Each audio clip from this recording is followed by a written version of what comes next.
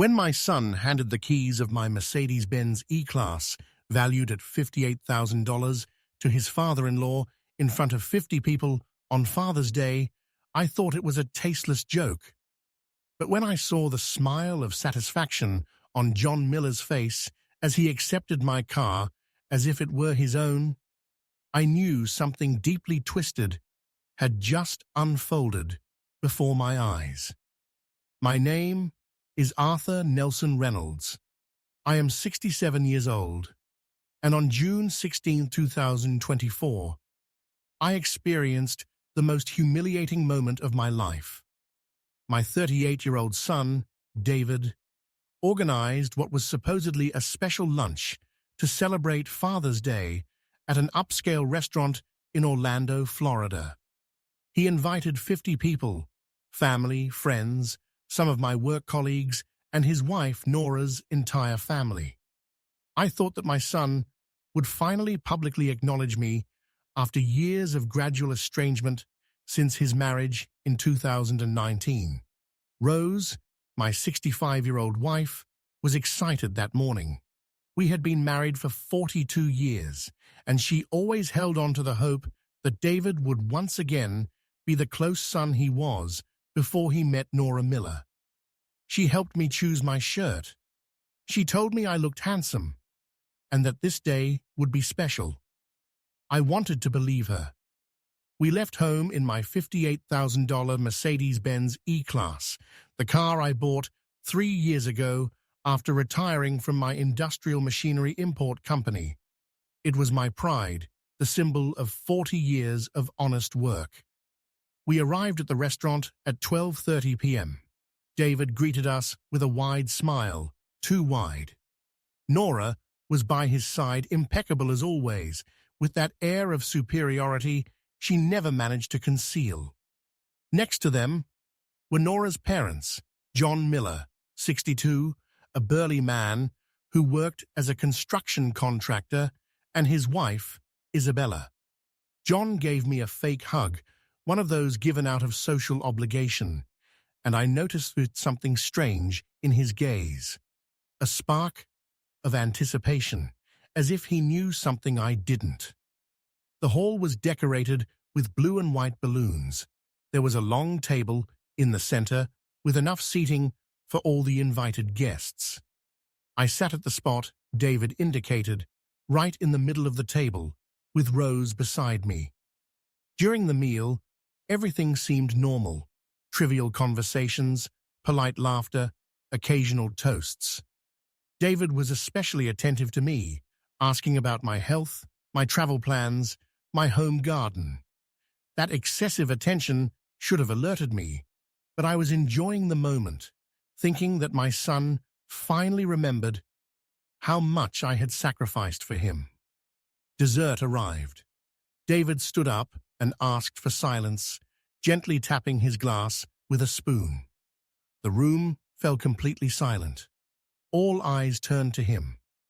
"I want to take advantage of this very special day," David began in a firm voice, "to thank the two most important paternal figures in my life." My heart swelled with pride. Rose squeezed my hand under the table.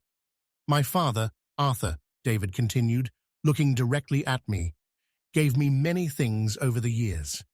He paused uncomfortably. "But the one who has truly been present, who has advised me in difficult times, who has been a true example of integrity and family commitment, is John." The air left my lungs. Rose released my hand. David pulled something from his pocket, the keys to my Mercedes. I recognized them immediately by the personalized keychain they bore, a small silver anchor that Rose had given me years ago. "That's why," David said, raising the keys for everyone to see, "on this Father's Day, I want to give a special gift to the one who truly deserves it. John, this Mercedes is now yours. Happy Father's Day." The room erupted in applause.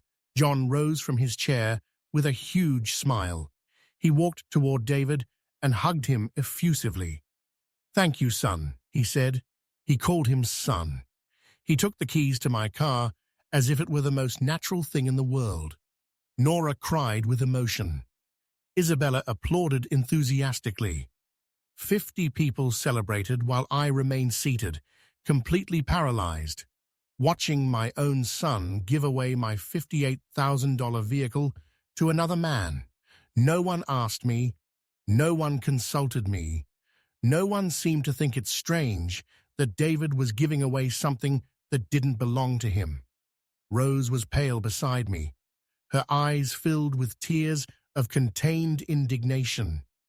I tried to process what had just happened, but my mind was blank. How was it possible for my son to do something like this? How could he humiliate me publicly in this way? And how dared John accept my car without even looking at me? John approached our table, holding the keys aloft like a trophy. "Arthur," he said condescendingly, "I hope you understand that this is a recognition of true paternal value." I didn't respond. I couldn't. My voice was trapped somewhere between disbelief and rage. David avoided my gaze for the rest of the lunch.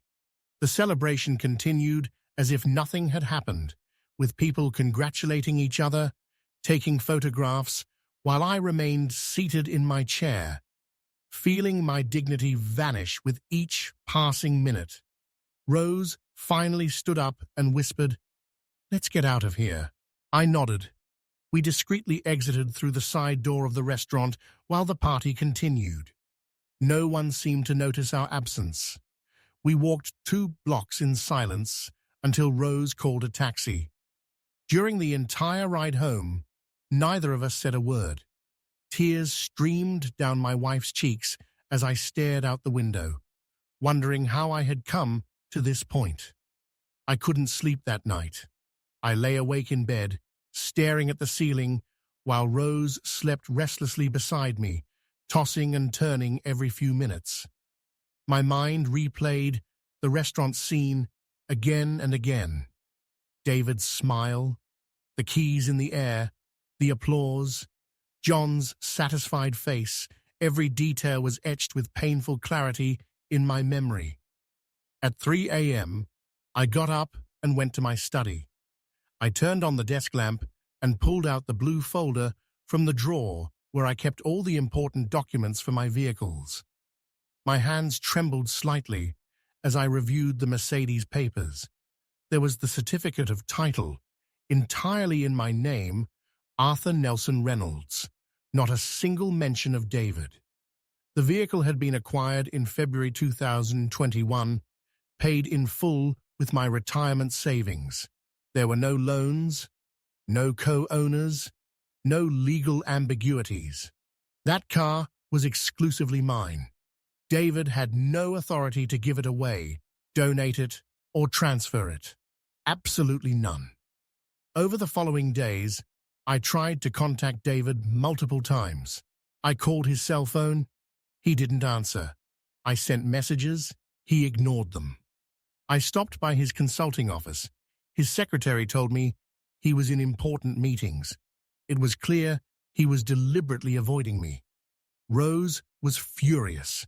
She, who had always been the voice of reconciliation, the one who softened family conflicts, now expressed an indignation I had never seen in her. "We have to do something," she repeated to me every morning at breakfast. "We can't let this stand." On Thursday of that same week, Rose was browsing on her tablet when she let out a choked exclamation. She showed me the screen. It was John Miller's Facebook profile. He had posted 3 photographs, posing next to my Mercedes, taken from different angles, with captions that read things like, "New family member," and "Good deeds are recognized." The comments were full of congratulations. People we didn't even know were celebrating his new car. In one of the images, John had his arm resting on the hood with a proud owner's expression. My stomach clenched. Rose began to investigate further. She discovered that Nora had also posted photographs on Instagram with long descriptions about the most beautiful act of generosity and parents who deserve recognition. David had shared those posts on his own social media. Everyone acted as if the car legitimately belonged to John now, as if I had simply ceased to exist in the equation. None mentioned that it was my vehicle. None acknowledged that I had ever given my consent. They completely rewrote the narrative. "Something is wrong here," Rose told me, as we reviewed the posts together. "David can't just give away your car. There must be legal documentation to transfer a vehicle. How did he do it?" That question kept me awake for another night.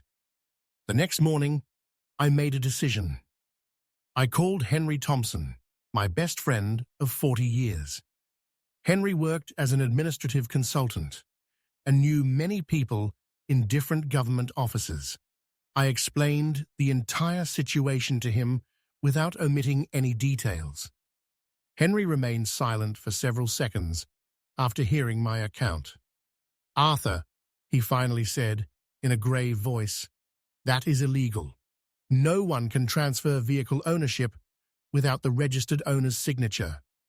If David actually managed to change the documentation, there is only one possible explanation. He forged your signature." The words fell upon me like stones. Forgery. My own son had committed a crime to give my car to someone else. Henry promised to investigate discreetly. He had a contact at the Department of Motor Vehicles who could check if there was any pending transfer request for my vehicle. "Give me 48 hours, he said. Those 48 hours were interminable.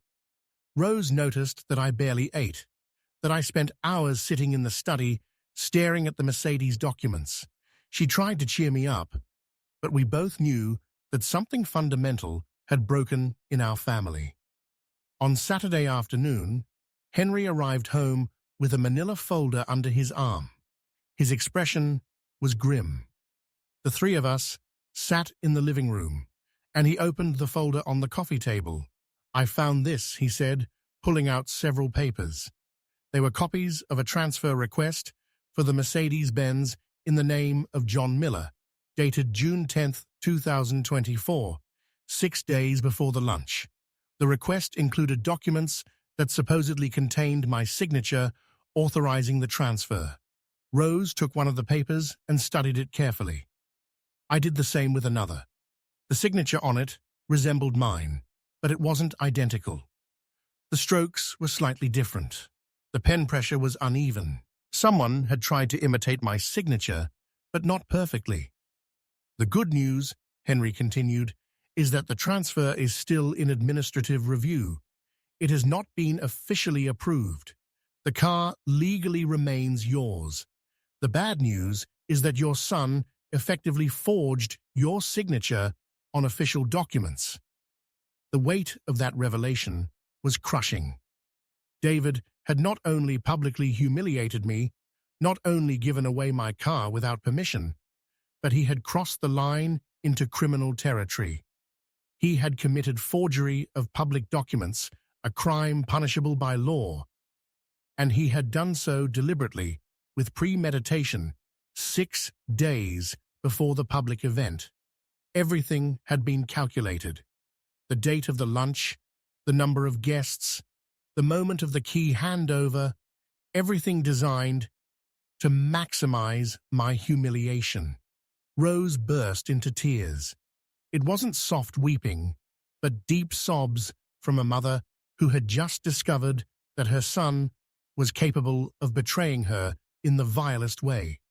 Henry put a hand on her shoulder as she vented.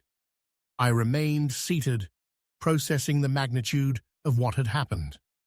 My son did not act on impulse. He was not manipulated at the last minute.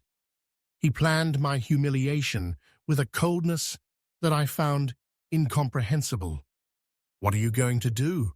Henry asked after a long silence.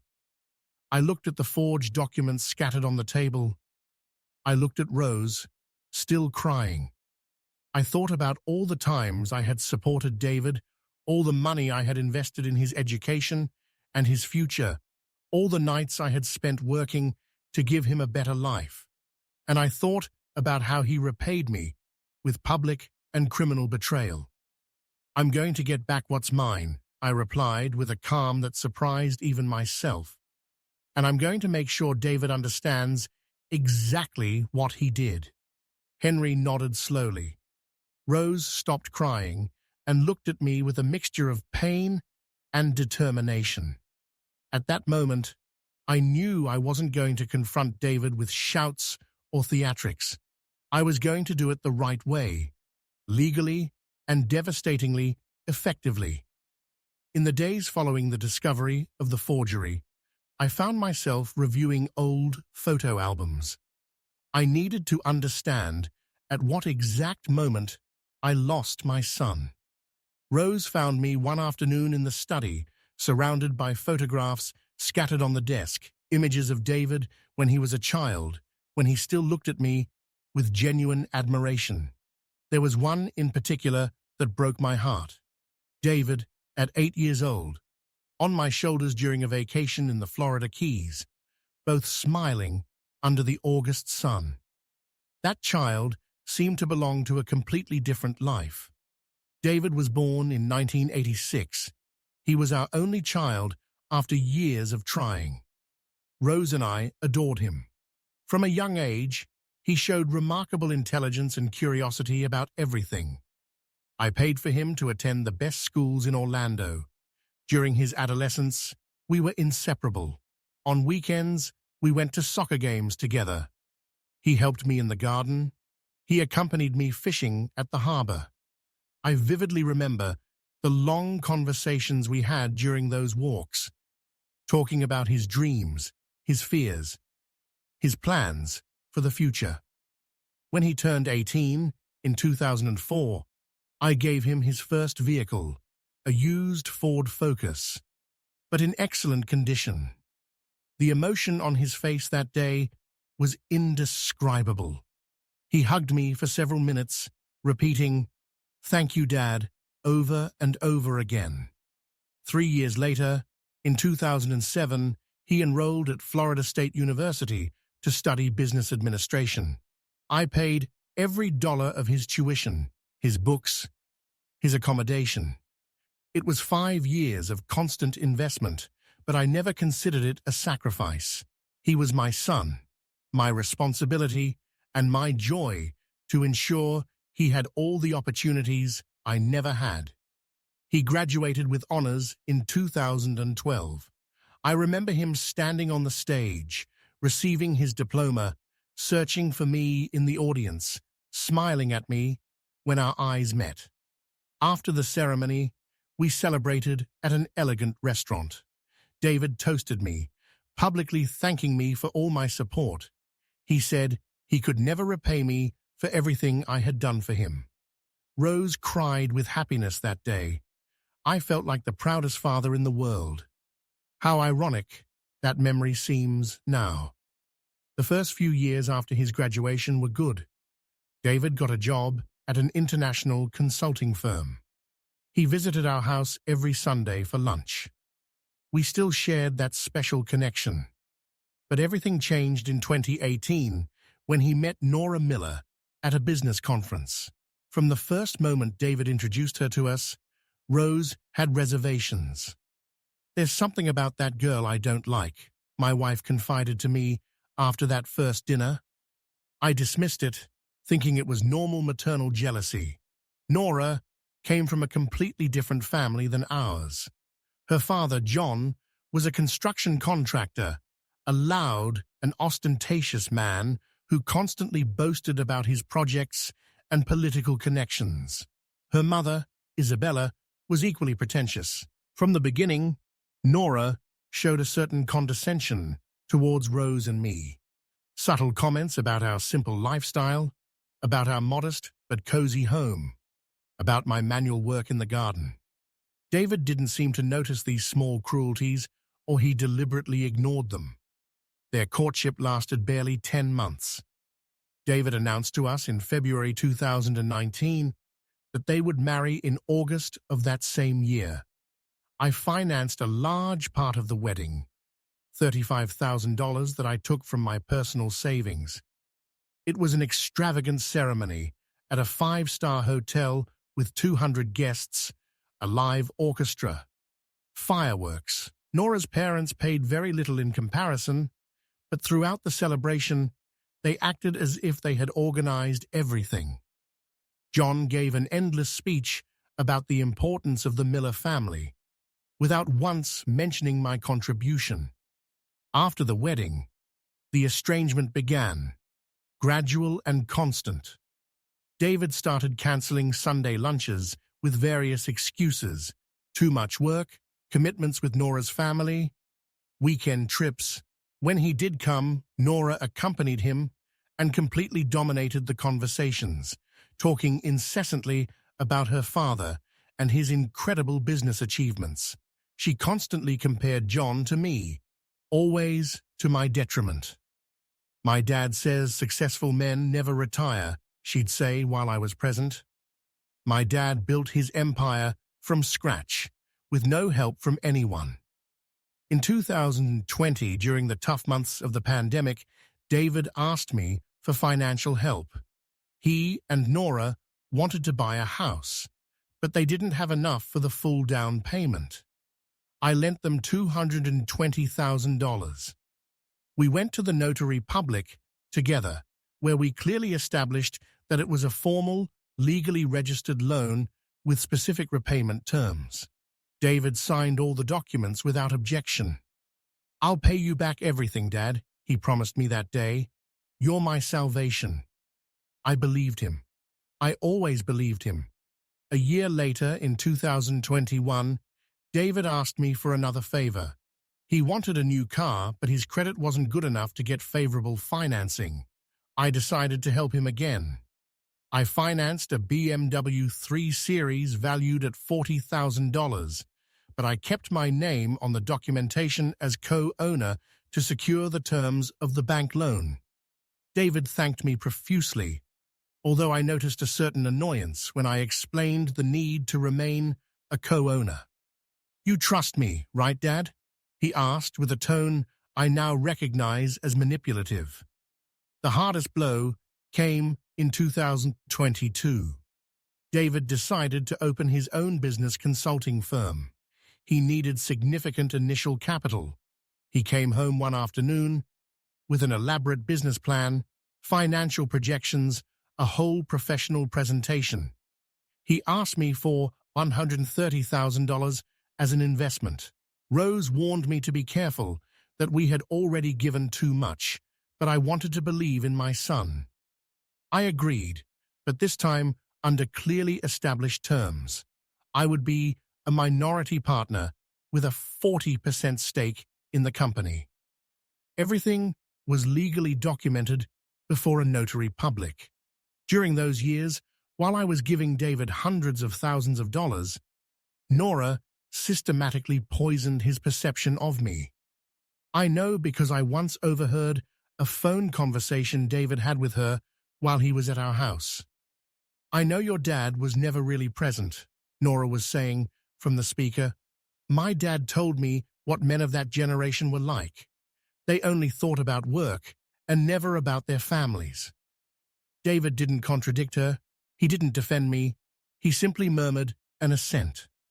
The transformation was complete when I compared the David of 2012, grateful and affectionate, with the David of 2024, who forged my signature and gave my vehicle to another man.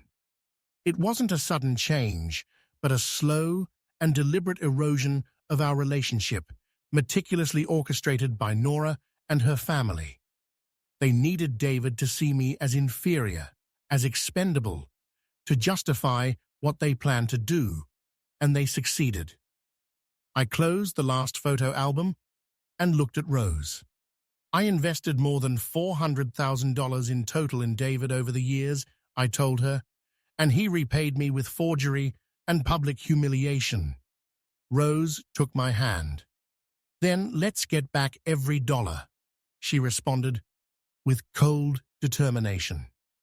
The following Monday, I woke up with a renewed purpose. I had spent the weekend processing emotions, but now I needed to act with a clear head. Rose prepared coffee while I organized all the documents I would need: certificates of title, loan contracts, investment agreements, bank statements proving every transfer made to David over the years. I meticulously placed everything in a brown leather folder that I had used for decades in my business.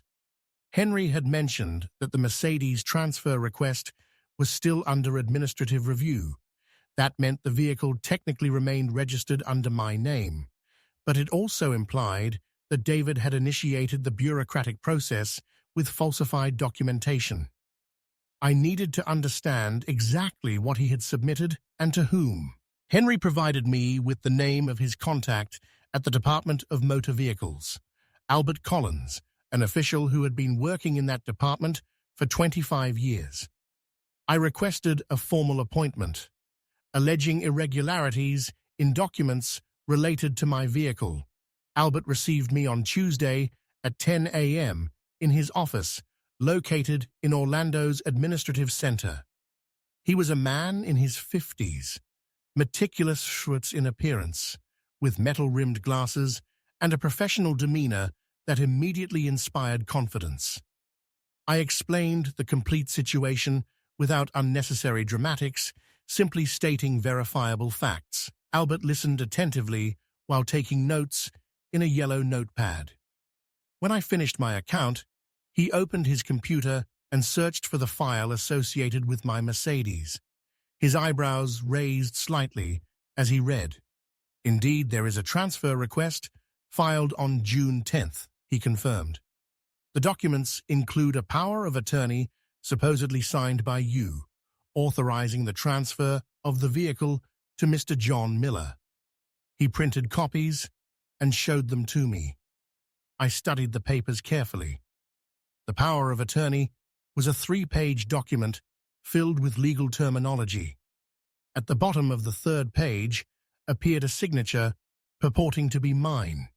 I had seen it before, in the copies Henry obtained, but examining it again under the fluorescent light of that office provoked a mixture of rage and sadness.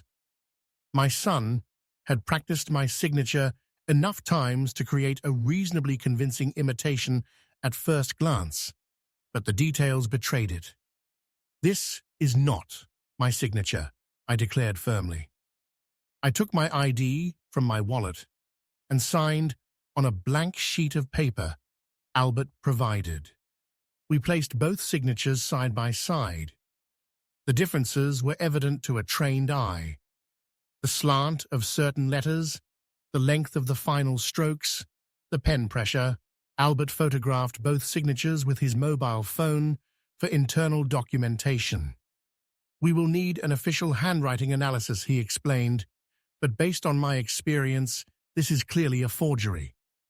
Albert informed me that due to the reasonable suspicion of document forgery, he would immediately suspend the transfer process and mark the file as under investigation. That meant John Miller could not complete the vehicle registration in his name. However, the physical keys remained in his possession, which represented another complication.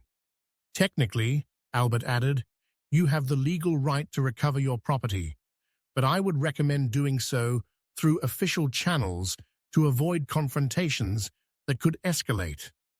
I left that meeting with official documentation, certifying the suspension of the transfer process. I also carried a preliminary complaint form that Albert helped me complete, detailing the alleged forgery of public documents. The next step would be to file a formal complaint with the police, but before doing so, I wanted to consult with a specialized attorney. I needed to fully understand the legal implications and available options. That same afternoon, I called Michael Davis. Michael had been my attorney for over 30 years, handling everything from the incorporation of my company to minor family matters. He was 55, with perfectly combed grey hair and an impeccable reputation in Orlando. His firm was located in a historic building near City Hall Plaza. I secured an appointment for the next day. On Wednesday, I arrived at Michael's office carrying my folder of documents. His secretary offered me coffee while I waited in the reception room, decorated with dark wood furniture and shelves packed with legal codes. Michael received me promptly at 4 p.m. His office had large windows overlooking the plaza, an antique desk, and that characteristic smell of old paper and varnish that I always associated with serious places. I handed him all the documentation, the original contracts, the copies of the fraudulent application, Albert Collins's certificates, the bank statements showing transfers to David. Michael reviewed each page with his characteristic thoroughness, occasionally making notes in a legal pad. The silence was only interrupted by the sound of pages turning and the ticking of the wall clock. After 40 minutes, Michael finally looked up. "Arthur," he began in a grave voice, "what your son did constitutes several crimes. According to the state criminal code, forgery of a public document is punishable by 6 months to 3 years in prison. In addition, there's misappropriation, considering he attempted to dispose of property that didn't belong to him." He paused, letting the information sink in. "But there's more. Based on the contracts you've shown me, you have solid legal grounds to demand immediate repayment of loans and investments made." Michael pulled out the contracts for the $220,000 house loan and the partnership agreement for the consulting firm. Both contracts include specific clauses that allow for immediate restitution in case of serious breach or fraudulent acts by the beneficiary. He pointed to specific paragraphs that I had completely forgotten. "Technically, the forgery of your signature to dispose of your property constitutes sufficient cause to activate these clauses." The magnitude of what Michael was explaining began to crystallize in my mind. Not only could I stop the fraudulent transfer of the Mercedes and potentially criminally prosecute David, but I also had legal tools to recover every dollar I had lent or invested. The BMW I financed in 2021 was also in my name as co-owner, which meant I could legally reclaim it. David had built his adult life entirely on my financial support, and now that same meticulously documented support would become his downfall. "What is your recommendation?" I asked Michael. He leaned back in his leather chair, clasped his hands into a pyramid under his chin, and looked me directly in the eyes. "You need to decide how far you want to take this. I can prepare an aggressive legal strategy that recovers your assets and makes David face criminal consequences. But once we start down that path, there will be no turning back. The father-son relationship will be definitively destroyed." I thought of the 8-year-old David on my shoulders in the Florida Keys. Then I thought of the 38-year-old David handing over the keys to my vehicle to another man, while 50 people applauded my humiliation. "Prepare everything," I replied, without hesitation. Michael worked with remarkable efficiency over the next few days. He scheduled another meeting for Friday to review the complete strategy he had designed. I arrived at his office accompanied by Rose, who insisted on being present for all important decisions. Michael received us in the boardroom, a spacious area with an oval mahogany table where he had already arranged several documents organized in color-coded folders. "I have structured our action on 3 simultaneous fronts," Michael began, opening the first red folder. "First, the criminal aspect. We will file a formal complaint with the State Police's Economic Crimes Unit for forgery of a public document. I have direct contact with Detective Robert Stone, who specializes precisely in these types of cases. With the documentation you provided and Albert Collins's preliminary report, we have solid grounds to initiate a criminal investigation. Rose squeezed my hand under the table. Michael continued. Second front, vehicle recovery through an urgent precautionary measure. We will request a court order from the civil court for the immediate recovery of the Mercedes, based on the fact that John Miller's current possession is based on fraudulent documentation. This type of measure is usually resolved within 48 to 72 hours when the evidence is clear and our evidence is compelling. He opened the second blue folder. Third front, activation of contractual clauses. The contracts you signed with David include specific provisions that allow for immediate repayment in the event of fraudulent or bad faith acts. We will send a certified demand letter through a process server requiring full payment of the $220,000 from the mortgage loan plus $130,000 from the business investment, totaling $350,000. We will give him 30 days to settle both debts. And if he can't pay, I asked, though I already intuited the answer. Michael smiled slightly. Then we will proceed with asset seizure and enforcement. The house where he lives has a valid mortgage of $220,000 in your favor, registered with the property registry. We can force a judicial sale. Regarding the company, you own a 40% stake. We can demand liquidation of your part or force complete dissolution if necessary. The BMW you financed is in your name as co-owner. We simply recover it. The calculated coldness of the plan impressed me. Michael had transformed years of paternal generosity into precise legal weapons. Every dollar I invested in David, thinking I was building his future, now served as an instrument to completely dismantle it. Rose looked at the documents with an unreadable expression. "Will this leave him with nothing?" she asked in a barely audible voice. Michael nodded. "Potentially, yes. He will lose his home, his business, his vehicle, and face a criminal record." There was a prolonged silence. Rose looked at me, seeking confirmation that we really wanted to go that far. I thought of the photographs of John, posing with my Mercedes, the applause in the restaurant, Nora's condescending smile, David's cowardice, avoiding my calls for weeks. "Proceed with everything," I ordered.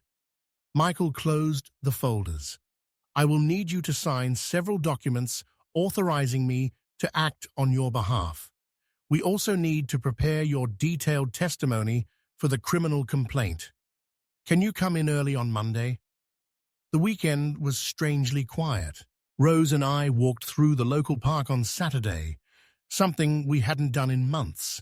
We talked about everything but David. We needed that respite before the legal storm began. On Sunday, we attended Mass, as always, and Father Michael noticed something different in us. "Is everything all right, Arthur?" he asked after the service. "It will be soon," I replied, cryptically. On Monday at 9 a.m., I was back in Michael's office. His intern, a young attorney named Carl Evans, also participated in the meeting. For 3 hours, we chronologically reconstructed every relevant detail, exact dates of loans, specific conversations, the planning of the Father's Day lunch, the discovery of the forgery. Carl transcribed everything on his laptop, while Michael occasionally interrupted to clarify important legal aspects. I signed a 7-page sworn affidavit recounting the facts under warning of the criminal consequences of false testimony. I also signed powers of attorney authorizing Michael to represent me in all necessary legal actions. By 12 noon, all the documentation was ready. Michael arranged a meeting with Detective Robert Stone for the next day. "Once we file the formal complaint," Michael warned me, "there will be no turning back. David will be officially summoned. His company will be investigated. Everything will become public record. Are you absolutely sure?" I remembered David's words during his university graduation. "I can never repay you for all you've done for me, Dad." What an ironic prophecy that turned out to be. "Completely sure," I affirmed. That afternoon, Michael sent, via certified mail and process server, the first formal request to David, demanding complete information about the Mercedes transfer request.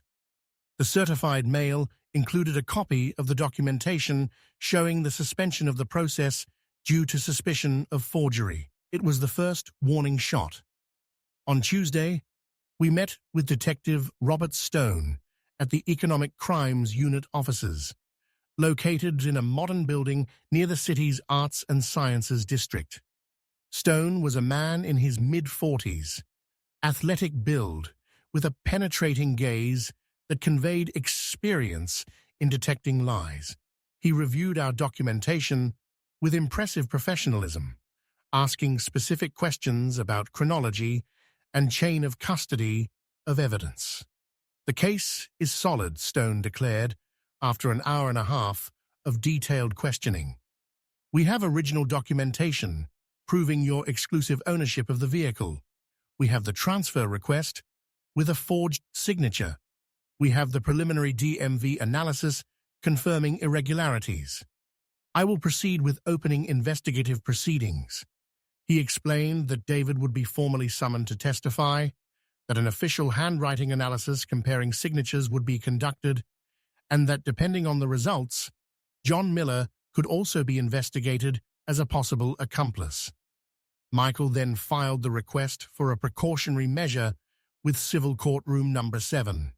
The assigned judge was Martha Green, known for her efficiency in resolving urgent matters. The request argued that John Miller was in illegal possession of my Mercedes based on fraudulent documentation, constituting a risk of irreparable loss of the asset if immediate action was not taken. We included all the collected evidence and Albert Collins's testimony as a DMV official. On Wednesday afternoon, we received news that Judge Green had admitted the precautionary measure and scheduled an urgent hearing for Friday.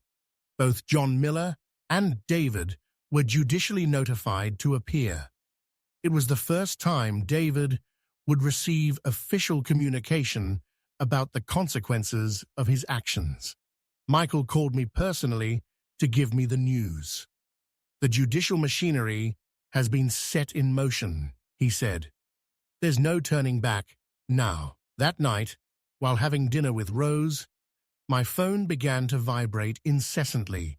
It was David. He called 14 consecutive times. I didn't answer any. The messages started arriving. "Dad, I need to talk to you urgently. Please pick up. It's important. I don't understand what's happening. We can resolve this as a family." Each message showed an escalation of desperation. The last one said, "Dad, please don't do this." I turned off my phone and continued eating in silence. On Thursday morning, I decided to thoroughly review all the financial agreements I had established with David over the years. I needed to verify every clause, every condition, every possible legal loophole that might protect him. I found none. I had been meticulous in documenting everything, ironically, to protect David from future tax or legal problems without imagining that the very meticulousness would now turn against him. The mortgage loan contract, signed in April 2020, was particularly detailed. It spanned 12 pages drafted by Michael himself when David requested help to buy his home. Clause 8 explicitly stipulated, in case of fraudulent acts, document forgery, or any conduct that compromises the fiduciary trust between the parties, the creditor may demand immediate repayment of the entire loan without grace periods. David had initialed every page, and the final signature was notarized. The company formation document for the consulting firm was equally rigorous. When I invested the Watu Satamsai $30,000 in March 2022, Michael insisted on including robust protections. Clause 13 stated, "The majority partner commits to maintaining ethical conduct and absolute transparency in all its operations. Any malicious or fraudulent act will entitle the minority partner to demand immediate liquidation of their participation at current book value plus 5% annual interest." As I examined these contracts in my study, Rose entered with a cup of tea, sat in the armchair opposite my desk, and observed me in silence for several minutes. "Do you have doubts?" she finally asked. I laid the documents on the table.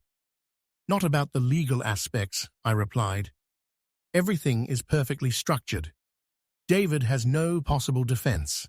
Rose took a sip of her tea. "I didn't ask about the legal aspects. I asked if you have doubts." I understood what she was really questioning. "He's my son," I admitted softly. "Part of me still hopes he'll show up at our door, that he'll kneel, that he'll genuinely apologize and explain that Nora manipulated him terribly." Rose shook her head slowly. "Arthur, listen to what you just said. Even now, you're looking for excuses for him. David is 38 years old. He's an adult man with a university education and business experience. No one forced him to forge your signature. That decision was entirely his." She was right. Of course, David chose every step of the way, choosing Nora, knowing how she treated her parents, choosing to progressively distance himself from us, choosing to forge official documents, choosing to humiliate me publicly.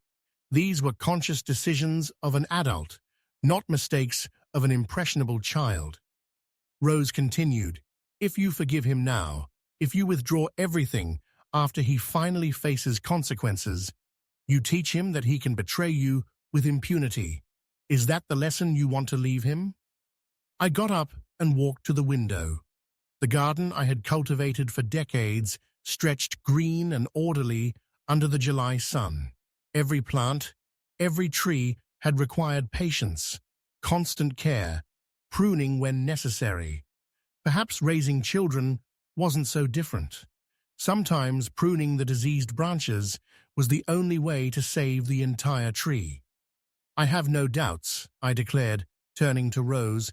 "David made his decisions. Now he will face the consequences." That afternoon, I received an unexpected visit. Henry arrived accompanied by his wife, Carol, a kind woman we had known for decades. They brought a tray of homemade croquettes, the kind of simple gesture that characterizes true friendships. We sat in the backyard under the shade of the pergola, while Henry updated me on rumors circulating in certain business circles in Orlando. "News of your lawsuit against David is leaking out," Henry explained, pouring himself lemonade. "Several businessmen who know David are commenting on serious legal problems in his consulting firm. Some clients are already asking if they should worry about their contracts." Carol added, "I also heard Nora is furious. Apparently, she blames David for ruining everything and for not handling his father better." The phrase, "handling his father," provoked a mixture of indignation and bitter laughter in me. Rose shared the full details of what had happened over the past few weeks with Carol. Carol listened with an increasingly horrified expression. "My God, Arthur," she exclaimed when Rose finished. "I knew Nora was pretentious, but I never imagined David would go so far as to commit a crime against you." Henry intervened. The problem is that John Miller isn't an innocent victim here either. He knew perfectly well that Mercedes was yours. Accepting that car without questioning whether David had the right to give it away makes him, at least, a morally negligent accomplice. The conversation then drifted to speculation about what David would do when he finally understood the magnitude of the problem he faced. Henry thought he would try to negotiate desperately. Carol believed Nora would abandon him as soon as the money disappeared. Rose simply said that David had dug his own grave and now had to lie in it. I remained mostly silent, processing everything as the sun slowly set, painting the sky with oranges and purples. Friday dawned with a clear sky. The hearing before Judge Green was scheduled for 11 a.m.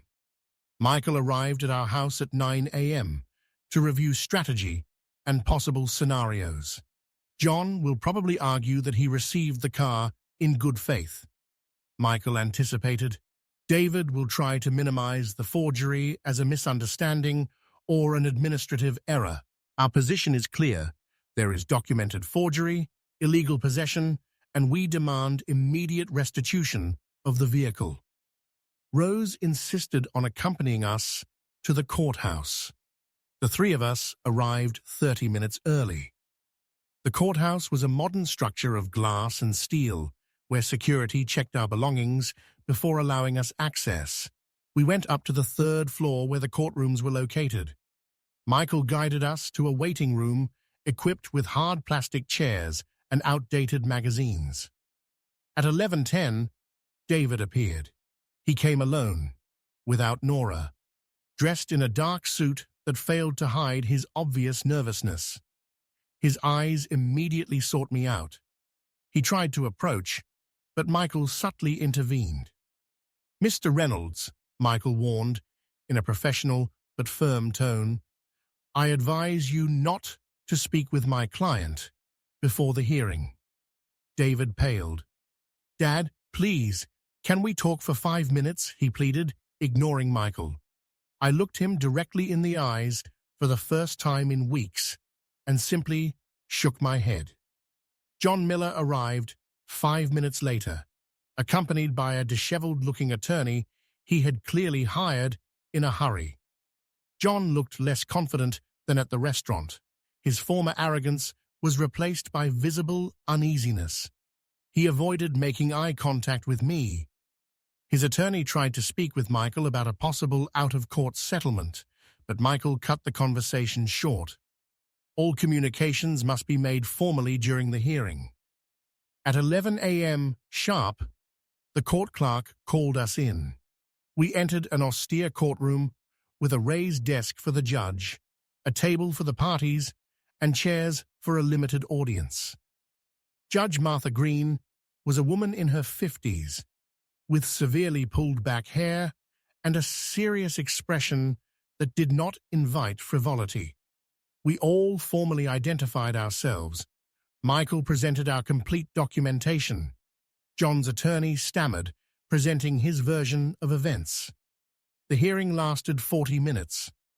David had to admit under oath that he had indeed signed documents without my explicit authorization. He tried to justify himself by saying that he assumed I would agree, given that the gesture was to honor John. Judge Green interrupted him curtly. "Do you have a written document where your father authorizes this transfer?" David looked down. "No, Your Honor." Judge Green listened to both parties with professional patience, but her expression revealed growing skepticism towards David's and John's arguments. When the defense attorney tried to argue that my son acted with honorable intent, she raised her hand, interrupting him. "Counselor, intent is irrelevant when we are talking about document forgery. The facts are clear. There is a power of attorney that the preliminary expert considers falsified. That is sufficient for this precautionary measure." She reviewed Albert Collins' report again, comparing the signatures. Then she looked directly at David. "Mr. Reynolds, Do you understand that forging another person's signature on official documents constitutes a serious crime, regardless of your personal motivations? David nodded weakly. The judge continued, and do you understand that the vehicle in question never legally ceased to belong to your father? Another almost imperceptible nod. She then addressed John. Mr. Miller, when you received the keys to this Mercedes, valued at $58,000, did you not find it strange that the registered owner was not present or did not give direct verbal consent? John stammered something about trusting his son-in-law and assuming everything was legal. The judge raised an eyebrow. Assuming does not constitute due diligence when dealing with someone else's property of significant value. After a brief deliberation, Judge Green dictated her resolution in a firm and clear voice. Considering the evidence presented, specifically the DMV's confirmation of irregularities in the transfer documentation, and considering that the certificate of title remains unequivocally in the name of Mr. Arthur Nelson Reynolds, I grant the requested precautionary measure. Mr. John Miller must immediately return the Mercedes-Benz E-Class vehicle and all its keys to the rightful owner. Deadline, 48 hours. John visibly paled. His attorney tried to protest, but the judge raised her gavel. The decision is final. Furthermore, given that there is an open criminal investigation into alleged document forgery, I recommend that both Mr. David Reynolds and Mr. John Miller cooperate fully with the authorities. This hearing is adjourned. The sound of the gavel resonated in the room with absolute finality. We left the courthouse without exchanging a word with David or John. Michael accompanied us to the parking lot, explaining the next steps. John has 48 hours to return the Mercedes, or he will face judicial contempt. Meanwhile, I will proceed with the next phase, formal activation of the repayment clauses in the loan and investment contracts. I will send a certified demand letter to David today. Rose hugged Michael, thanking him for his professionalism. I simply shook his hand, still processing the speed with which justice had acted. That afternoon, exactly at 3:15, Michael sent via certified mail and process server 2 separate demands to David. The first demanded immediate repayment of $220,000 corresponding to the mortgage loan, specifically citing Clause 8, which allowed for early termination due to fraudulent acts. The second demanded $130,000 for the liquidation of the corporate investment in his consulting firm, invoking Clause 13 regarding compromised ethical conduct. Both demands included a peremptory deadline of 30 calendar days to effect full payments. If David did not comply within that period, Michael would automatically proceed with judicial attachment of all associated assets, the home, the business shares, and the BMW I maintained as co-owner. The legal documents were relentless in their clarity. They left no room for misinterpretation or negotiation. Additionally, Michael coordinated with Detective Robert Stone for the formal filing of the criminal complaint. The following Monday, I appeared before Stone to ratify my sworn statement. The inspector informed me that he had already requested a court order to obtain official handwriting samples from David. A certified forensic document examiner will compare his writing with the forged signature, Stone explained. The process takes approximately 2 weeks. Based on the preliminary analysis, I anticipate they will confirm the forgery. Stone also revealed something unsettling. During his initial investigation, he discovered that David had consulted with a different notary public 3 weeks before the Father's Day lunch, specifically asking about vehicle transfer procedures. That demonstrates premeditation, Stone concluded. It wasn't a momentary impulse. Your son meticulously planned how to execute this misappropriation. The word misappropriation sounded particularly harsh coming from a police officer, but it was technically accurate. On Wednesday morning, 46 hours after the court order, John Miller appeared at our house driving my Mercedes. He was accompanied by his wife Isabella, both looking defeated. Michael was present as a witness, along with a notary public he had hired to officially document the vehicle's return. John got out of the car without saying a word, placed all the keys on the hood, and signed the return certificate that the notary prepared. Before leaving, John finally looked at me. "Arthur, I didn't know anything about the forgery," he claimed with a trembling voice. "David told me you had approved everything, that it was a genuine surprise. I thought you were just too shy to be in the spotlight during the event." I watched him closely, searching for signs of sincerity. Part of me wanted to believe him, but another part remembered his satisfied expression in the restaurant, how he never questioned the legitimacy of the gift. "John," I replied calmly, "a $58,000 Mercedes is not something you accept without verifying documentation. You accepted that car without asking me a single direct question. That makes you, at the very least, a negligent accomplice." John opened his mouth to protest, but closed it again. There was no reasonable defense. Isabella took his arm and led him away before the situation escalated. With the Mercedes recovered and parked back in my garage, I felt a small victory.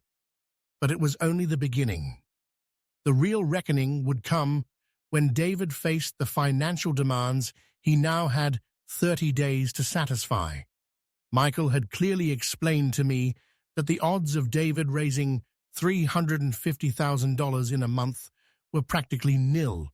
His company generated modest income, he had no significant savings, according to what Rose had discreetly discovered by talking with mutual acquaintances, and his monthly expenses with Nora were high.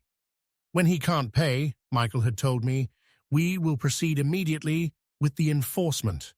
There are no half measures here, Arthur.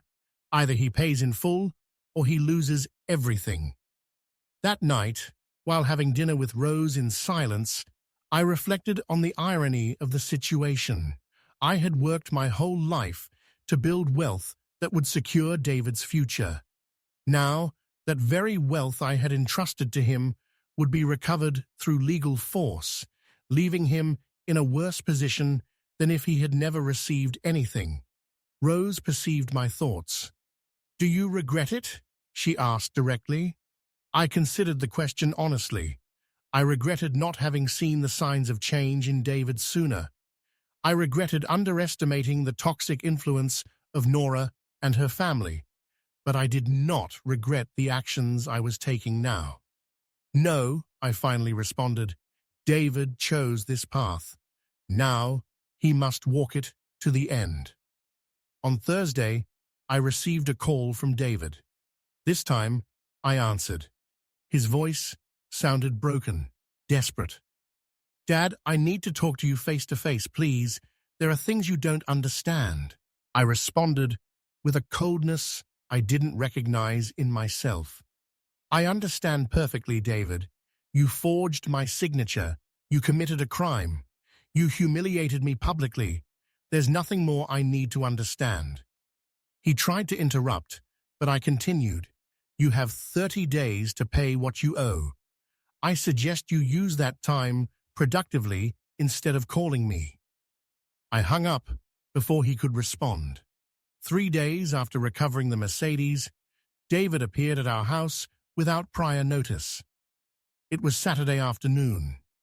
Rose and I were in the garden, pruning the rose bushes, when we heard the insistent doorbell.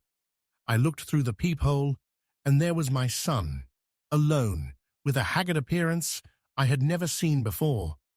He had deep, dark circles under his eyes, a wrinkled shirt, disheveled hair. He looked like he had aged 10 years in 2 weeks. I opened the door, but kept my body blocking the entrance. "What do you want, David?" He tried to smile, but it was more of a grimace. "Dad, please let me in. We need to talk as a family." Rose appeared behind me, her presence silent but firm. "We are no longer family in the sense you pretend," I replied. "We are two parties in a legal process. If you have something to communicate, do it through your lawyer." David visibly crumbled. "Dad, listen. It was Nora. She pressured me for months, saying her father deserved recognition, that you had never really been present, that I had to choose between you and them." His voice broke. "I know it sounds pathetic, but she manipulated me. She convinced me that giving something of yours to John would show loyalty to my new family. I didn't want to hurt you, I swear." I studied his face, looking for genuine sincerity. I found desperation, fear, convenient regret, but not the profound transformation that would have indicated real understanding of his actions.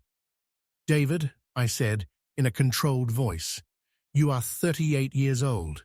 You are a university-educated professional with business experience.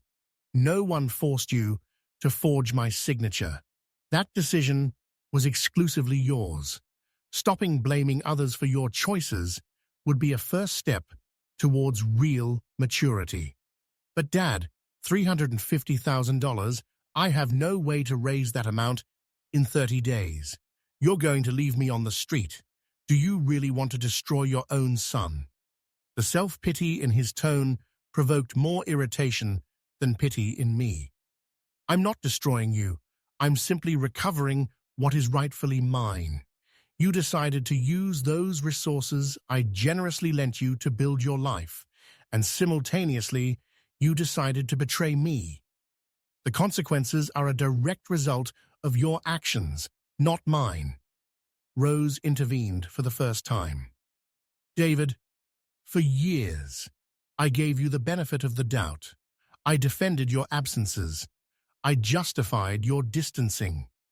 I blamed Nora for all the negative changes in you, but I can't anymore. A man your age who allows his wife to manipulate him into committing crimes against his father is not a victim. He is a willing accomplice." Her words hit David with visible force. He had never heard his mother speak to him with such harshness. David changed tactics.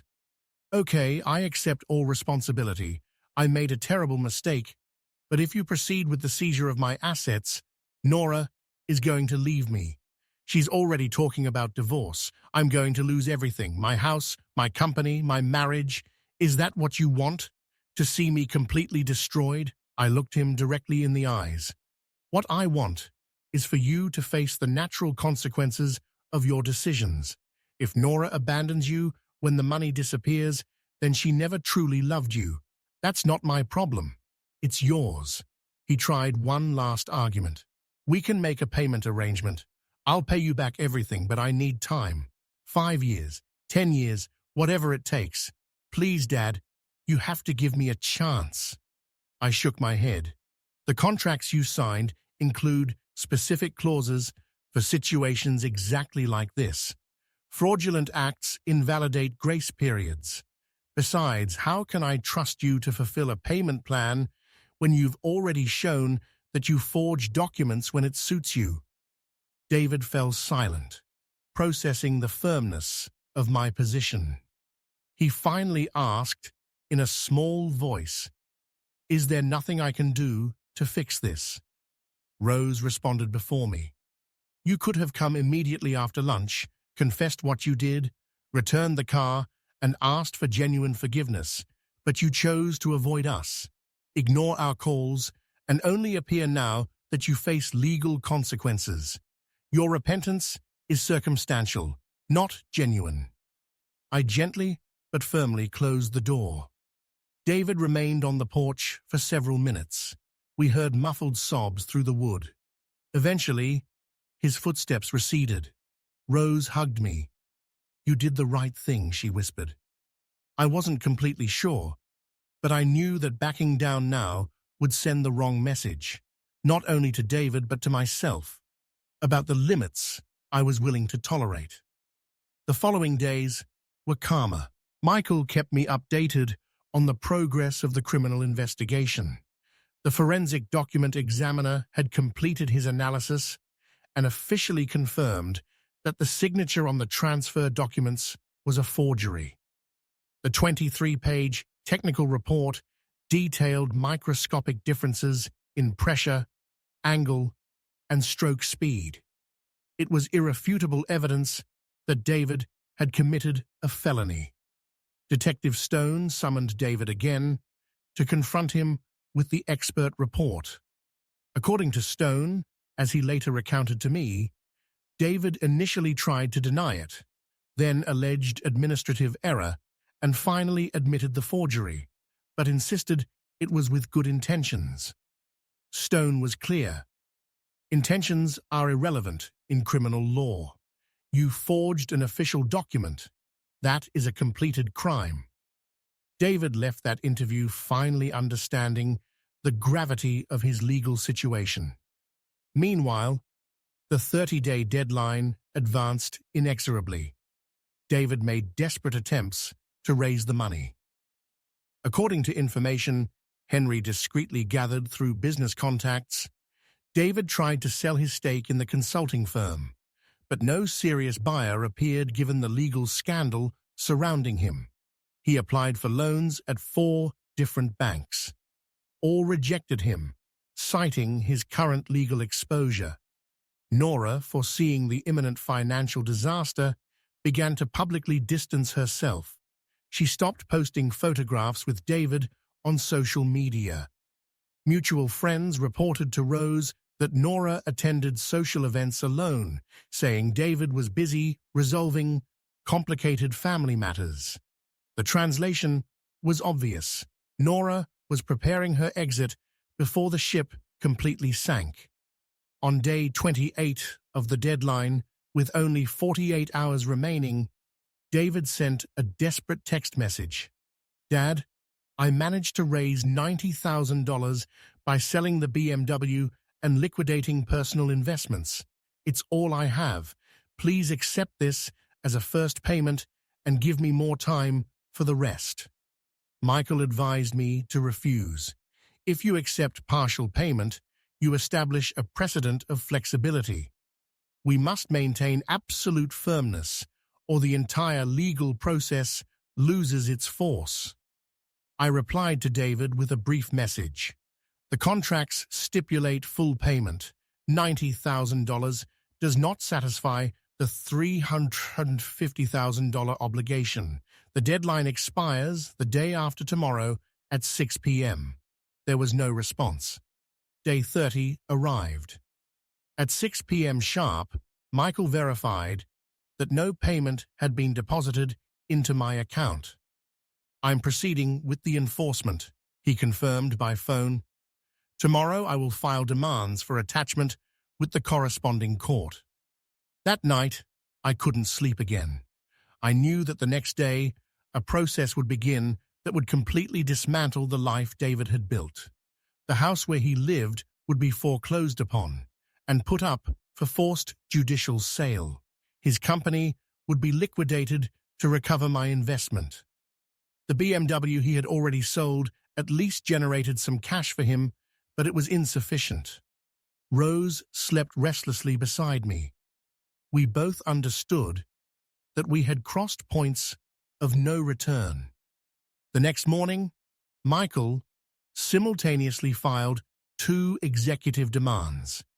The first, against the real estate property where David resided, requesting immediate precautionary attachment and subsequent judicial sale to satisfy the $220,000 debt. The second, against David's corporate shares in his company, requesting forced liquidation to recover the $130,000 investment. Both demands were admitted for processing that same day. The judicial process advanced with an efficiency that was almost unsettling. 1 week after filing the executive demands, the court granted a precautionary attachment on David's home. Judicial officers appeared at his residence to formally notify him of the measure.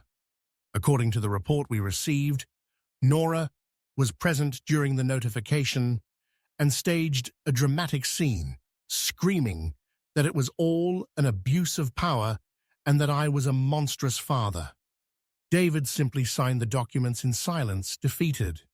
The attachment meant that David and Nora could temporarily continue to inhabit the property, but they could not sell it, remortgage it, or make substantial modifications. It was psychological imprisonment to live in a house knowing it would soon be publicly auctioned. Michael explained that the complete process would take approximately 2 months. First, an official appraisal of the property, then publication of the auction announcement, finally, a public sale to the highest bidder. Simultaneously, we proceeded with the liquidation of the consulting firm.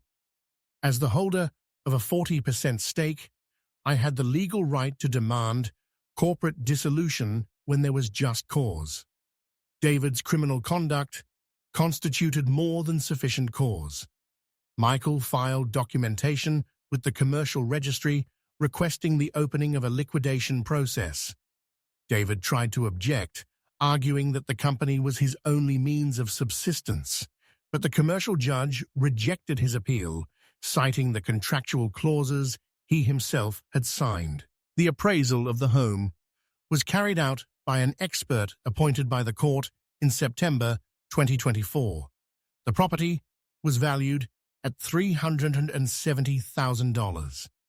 Given that I had a $220,000 mortgage on the property, and considering estimated court costs of $17,000, the sale had to reach a minimum of $235,000 to fully satisfy my claim.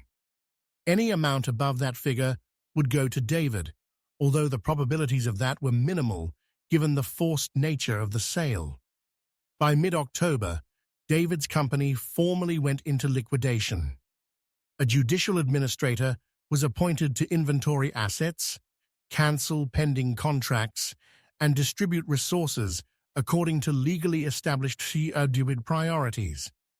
Employees were laid off with minimal severance. Clients cancelled existing contracts seeking more stable providers. In a matter of 3 weeks, what David had built over 2 years was reduced to office furniture and computer equipment that would generate barely $25,000 in its sale. Rose received information through mutual acquaintances about the increasingly tense situation between David and Nora. Apparently, Nora had discovered that David would not only lose the house, but also lacked future income, given that his company was being liquidated.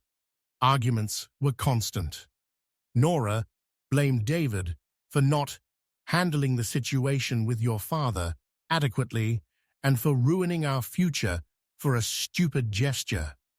In November, Nora abandoned the marital home. She moved back in with her parents, taking all her personal belongings. David was left alone in the foreclosed house, surrounded by boxes and furniture that would soon belong to another owner.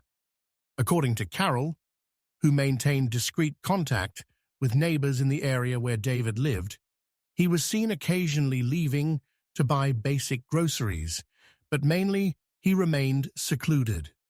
His physical appearance progressively deteriorated. The public auction of the home was scheduled for December 15, 2024. Michael explained that I could attend, but it was not mandatory. I decided not to go. I didn't need to witness that final moment of humiliation for David. Rose also didn't want to attend. Henry went on our behalf simply to verify that everything proceeded correctly. The property was acquired by a real estate investor for $240,000, barely $5,000 above the required minimum. After deducting my $220,000 claim and the court costs, which amounted to $19,000, $3,500 remained, which was transferred to David. $3,500 was all that remained of an initial investment that I had financed with $220,000. The irony was brutal. David received an eviction notice with a 30-day deadline to completely vacate the property. Simultaneously, the liquidation of the consulting firm concluded in December. The judicial administrator sold all assets, recovering a total of $25,000. Of that amount, my 40% share corresponded to $10,000. It was far from the $130,000 I had originally invested, but the contractual clauses specified that in case of forced liquidation due to a cause attributable to the majority partner, the latter should absorb the losses. David remained legally obligated to pay me the difference of $125,000. Michael prepared a new executive demand for that outstanding balance. However, we recognized the reality. David no longer had attachable assets or demonstrable income. The demand would primarily serve as a permanent reminder of an unpaid debt that would legally pursue him for years.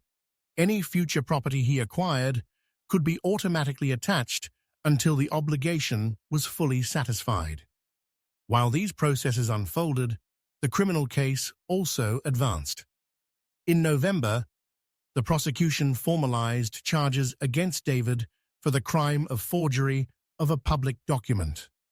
The prosecutor requested a sentence of 2 years in prison, although he recommended conditional suspension, given that it was a non-violent crime and David had no prior record. However, the conviction would be permanently recorded in his history, affecting future employment and business opportunities. The trial was held on December 12th in Criminal Courtroom Number 3. This time, I did attend, accompanied by Rose and Michael. I wanted to see David finally face the criminal consequences of his actions before a court. The room was small, austere, with barely 20 seats for the public. David appeared with a public defender. He could not afford private representation. He looked gaunt, wearing a suit that was too big for him due to evident weight loss. The trial lasted 3 hours. The prosecutor presented irrefutable evidence: the expert handwriting analysis report, the original documents, my detailed testimony, the partial confession David had made to Detective Stone. The defense attorney tried to argue mitigating circumstances: the defendant's remorse, family pressure, non-malicious intent. But the judge was clear in his verdict. Forgery of public documents is a serious crime that undermines trust in the legal system. Regardless of the defendant's personal motivations, David Reynolds is hereby sentenced to 2 years in prison with conditional suspension for a period of 4 years. That meant he would not physically go to prison, provided he committed no new crimes during the next 4 years. Any infraction during that period would automatically activate the original sentence. Additionally, he was disqualified from holding public office or managing third-party funds for 3 years. His professional reputation was irreversibly destroyed. When the judge read the sentence, David burst into tears. His attorney put a comforting hand on his shoulder, but the reality was undeniable. My son had just been criminally convicted for betraying me. I left the courtroom without looking back. Rose cried silently as we walked to the parking lot. They were not tears of sorrow for David, but tears for the family we once were and would never be again. 2 days later, we received news that Nora had formally initiated divorce proceedings. She alleged an irreparable breakdown of the marriage and requested no contact with David whatsoever. Given that they had no children or remaining joint assets, the divorce would be quick and simple. David literally lost everything in 6 months. His house, his company, his wife, his reputation, his conditional freedom, and any possibility of reconciliation with me. December passed in strange silence. The Christmas festivities were approaching, but Rose and I were not in the mood for celebrations. Traditionally, David spent Christmas Eve with us. It was a ritual we had maintained for 38 years. This year, the chair at our table would remain empty for the first time. Carol and Henry invited us to dinner with them, but we politely declined. We needed to process everything that had happened in the privacy of our home. Through occasional acquaintances, we received fragments of information about David's situation. After being evicted from his home in January, he rented a tiny apartment in a peripheral area of Orlando. A 320 QFT space in an old building, without an elevator, on the 4th floor, with windows overlooking a noisy alley. The contrast with the spacious house he had lost must have been psychologically devastating.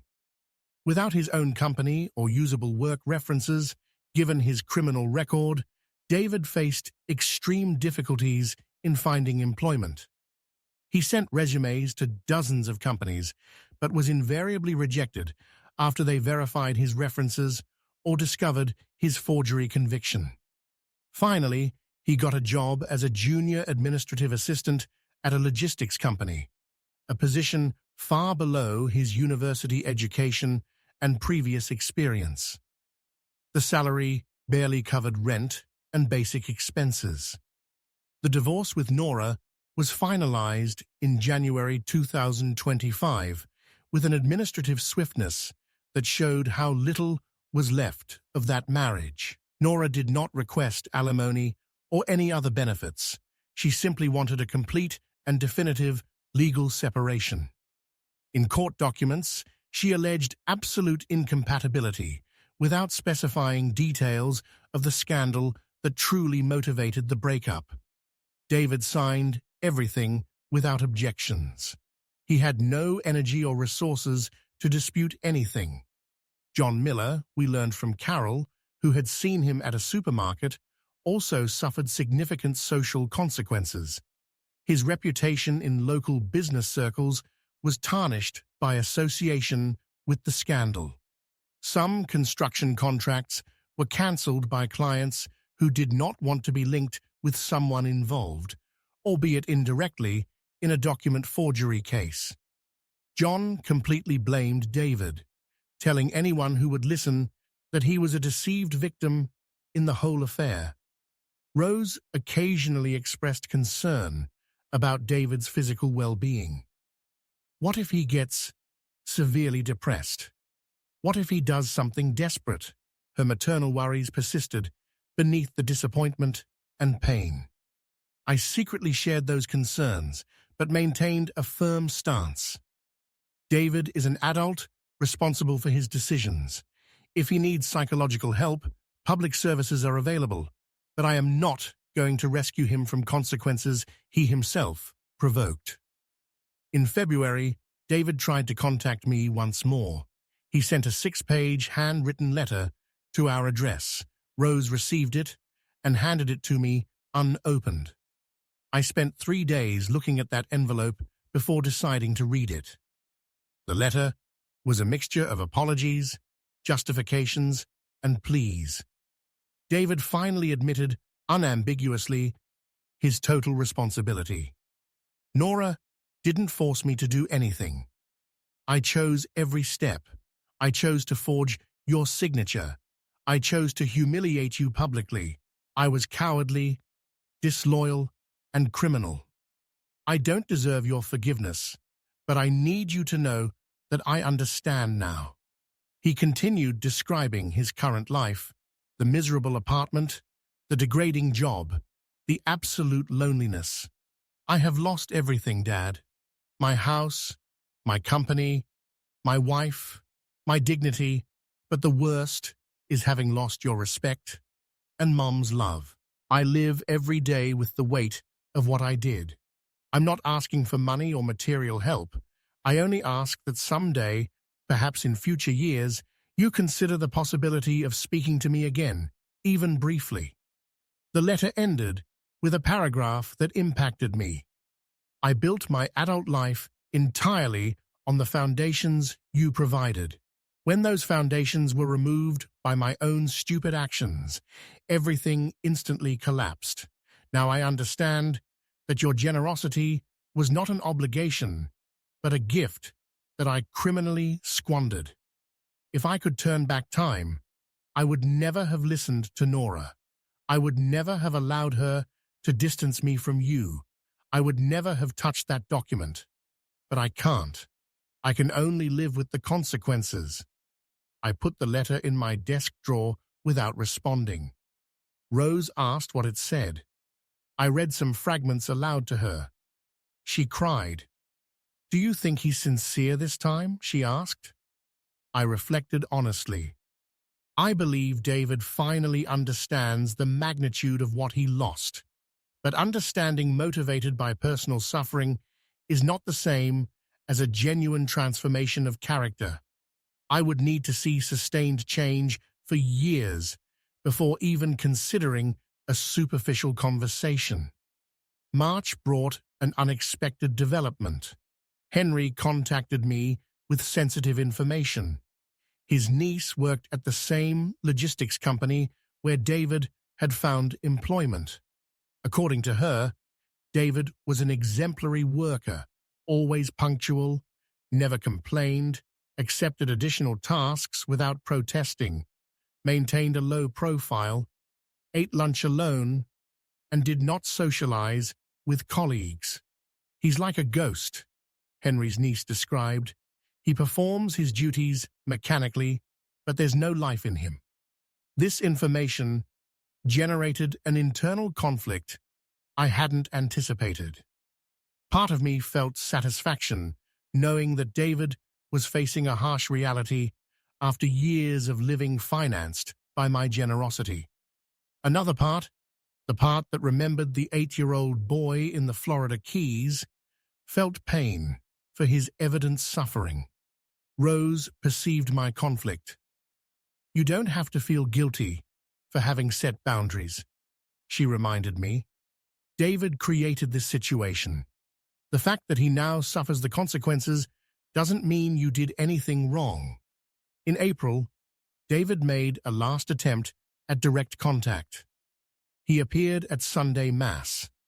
Knowing that Rose and I regularly attended, he sat in a back pew, waited until the service ended, then cautiously approached us as we were leaving.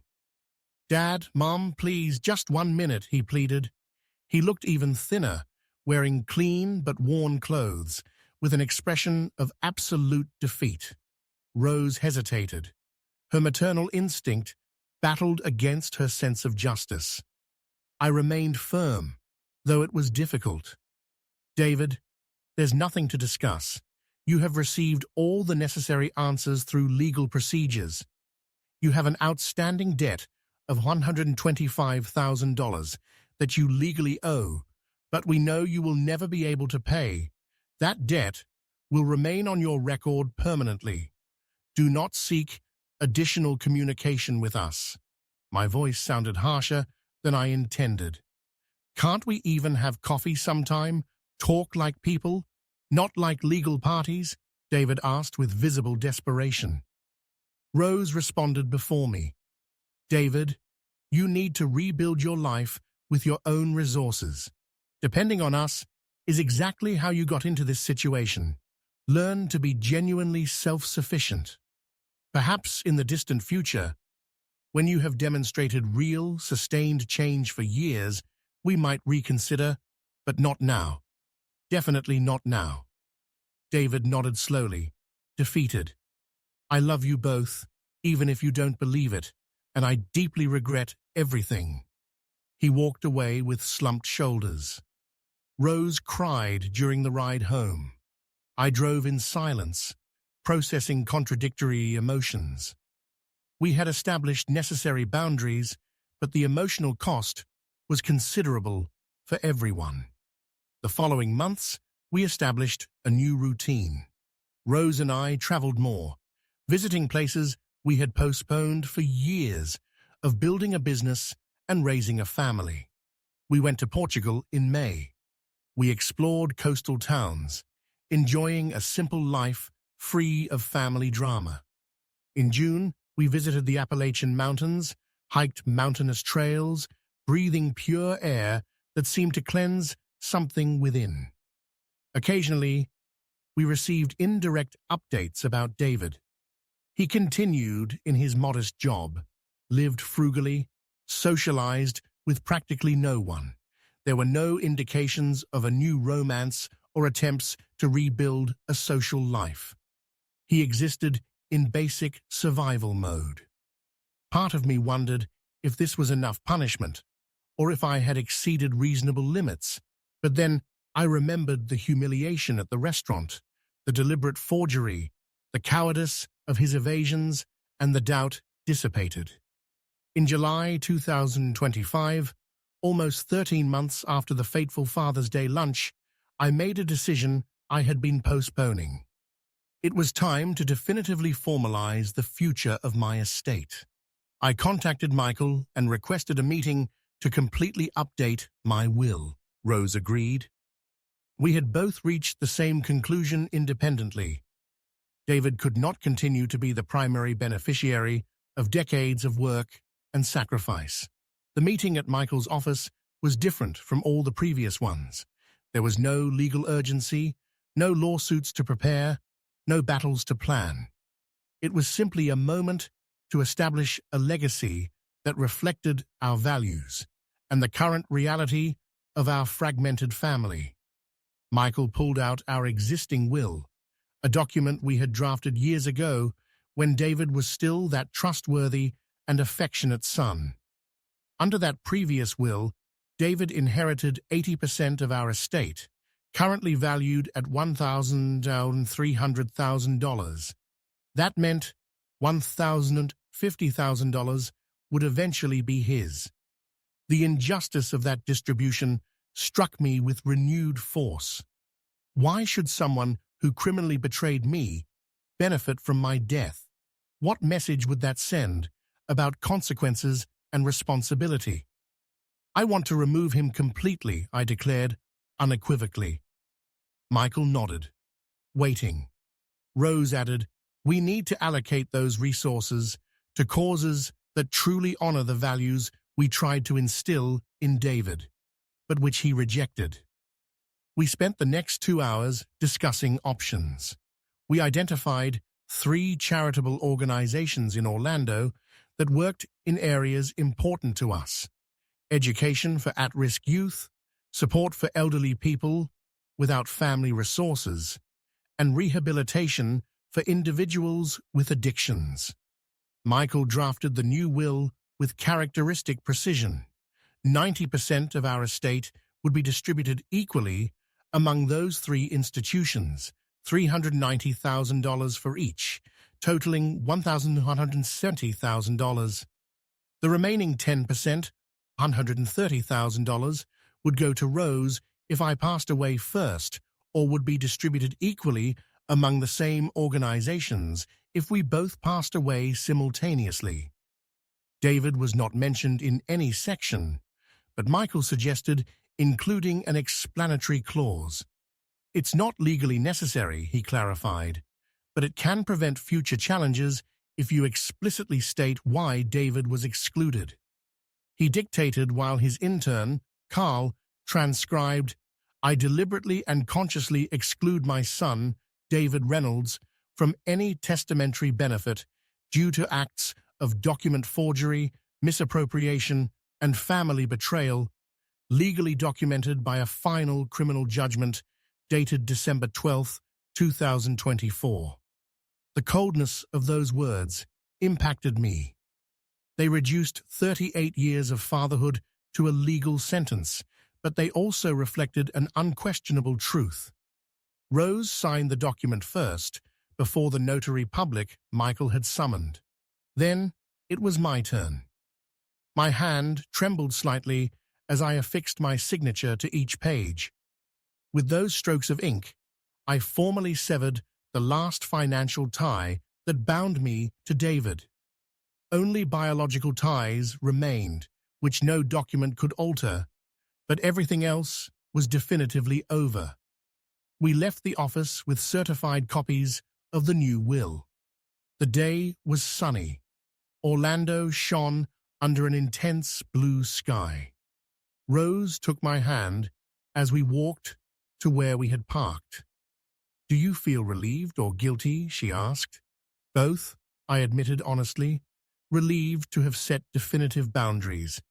Guilty because part of me still remembers the child he was before he became the man who betrayed me. In August, we received unexpected news through Henry. David had started psychological therapy at a public mental health center. Apparently, he finally recognized that he needed professional help to process everything that had happened. "It's the first positive step he's taken on his own initiative," Henry commented. "He's not doing it to impress you or regain your favor. He's doing it because he's genuinely broken." The information generated complex feelings, cautious hope mixed with protective skepticism. September marked 15 months since the original incident. Rose and I celebrated our 43rd wedding anniversary with a quiet dinner at our favorite restaurant, the same place where we celebrated our 25th anniversary with David present. This time, it was just the two of us. Our son's absence was a ghostly presence at the table, but we had learned to live with that absence. During that dinner, Rose raised a question she had been avoiding. "Do you think we will ever be able to forgive him?" I considered the question carefully. Forgiving doesn't mean forgetting or restoring everything to how it was before, I replied slowly. It means releasing the poison of resentment that harms us more than it harms him. In that sense, perhaps I have already begun to forgive, but reconciliation, renewed trust, a functional father-son relationship, that would require a transformation that, frankly, I don't know if David is capable of achieving. Rose agreed. We can't live the rest of our lives consumed by his betrayal, but neither can we pretend it didn't happen. The balance is in accepting what happened, protecting ourselves appropriately, and moving forward with our own lives. We toasted to that hard-won wisdom. For the first time in over a year, I felt something akin to genuine peace. In October, exactly 18 months after the event that triggered everything, I received a text message from an unknown number. "Dad, it's David. I changed my number. I just want you to know that I'm in therapy, working on myself. I don't expect a response or reconciliation. I just needed you to know that I'm finally trying to be a better person, not to get you back, but because it's the right thing to do. I love you, even if I don't have the right to say it. Take care of Mom." I didn't respond to the message, but I also didn't delete it. I saved it, perhaps as a testament that even in the most complete ruins, there can be a recognition of error and a will to change. It didn't mean I would open the doors of my life to David again. Those doors would remain closed indefinitely, perhaps forever. But I could recognize, without compromising my boundaries, that my son finally seemed to understand the magnitude of what he had destroyed. Today, as I write this and reflect on everything that has happened, I feel a complex mixture of emotions. Sadness for the family we lost, satisfaction because I set boundaries when they were necessary, pain for the son I once had, and who died the day he decided to betray me. And strangely, gratitude. Gratitude because this terrible experience taught me valuable lessons about self-respect, about the real cost of misguided forgiveness, about the difference between unconditional love and enabling abuse. Rose and I continue our lives. We travel, cultivate true friendships, enjoy our garden. The Mercedes I recovered is still in the garage. I use it occasionally, although every time I drive it, I briefly remember everything that happened. It is a tangible reminder that I defended what was mine, not only materially, but also in terms of dignity and respect. David lives his life separate from ours. He works, presumably attends therapy. He exists in his small world built on the ashes of what he lost. I don't know if he will ever achieve genuine personal redemption. It is not my responsibility to know.